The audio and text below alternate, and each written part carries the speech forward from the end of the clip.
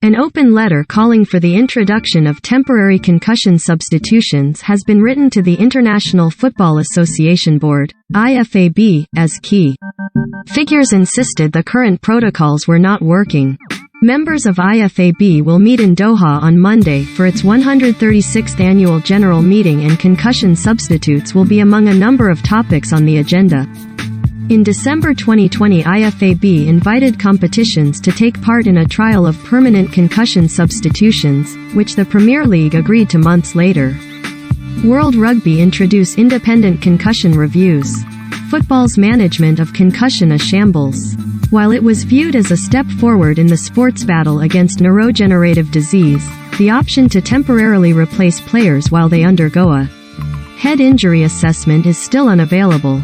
Key figures from the Professional Footballers Association, Jeff Astle Foundation, the Concussion Legacy Foundation and Brain Injury Association Headway have now signed an open letter urging IFAB to go further. Urgent government action needed to reduce risks, say MPs. Dawn Astle, daughter of former England international Jeff, who died in 2002 with chronic traumatic encephalopathy, CTE, and co-founder of the Jeff Astle Foundation, said, "Put simply, the current rules by IFAB are not working and players are being put at risk. This is completely unacceptable. Too often we are seeing players assessed for a complex brain injury on the field of play, with the noise and intensity of a football stadium, and continuing the game only for them to be replaced later on. This demonstrates that the current guidelines are failing to prioritize player safety. Change is long overdue." Jeff Astle's death was ascribed to industrial disease linked to the repeated heading of a ball. PFA Chief Executive Mahida Molongo added, "When determining the laws of the game, player safety and welfare have to be the top priorities.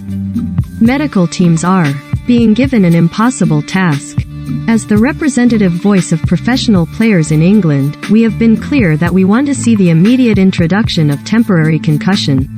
Concussion Legacy Foundation UK Executive Director Dr. Adam White said, "We need to do everything we can to support medical professionals to make the best decisions for player safety. That means allowing them the time and space to conduct robust clinical assessments away from the field of play.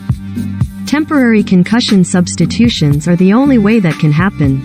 Former Norwich forward Chris Sutton was one of several former professionals to sign the open letter.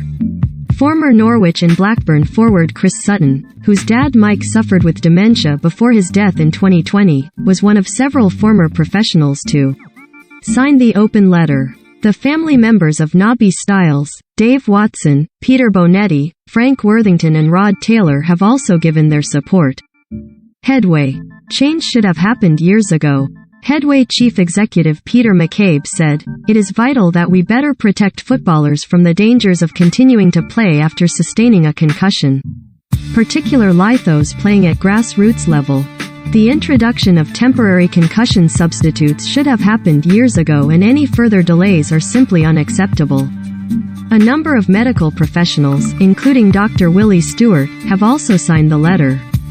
It was Dr. Stewart's field study published in 2019 which found footballers were 3.5 times more likely to die from a NDD than an age-matched member of the general population. Permitting a temporary concussion substitution in football would allow healthcare professionals to conduct more comprehensive assessments and send an important signal to every person in the game to treat head injuries with the necessary care, the opener letter carrying more than 100 signatures read. "We call upon IFAB to immediately implement temporary concussion substitutions in the laws of the game for association football for leagues whereby suitable medical and healthcare coverage and oversight allows concussion assessments to be administered."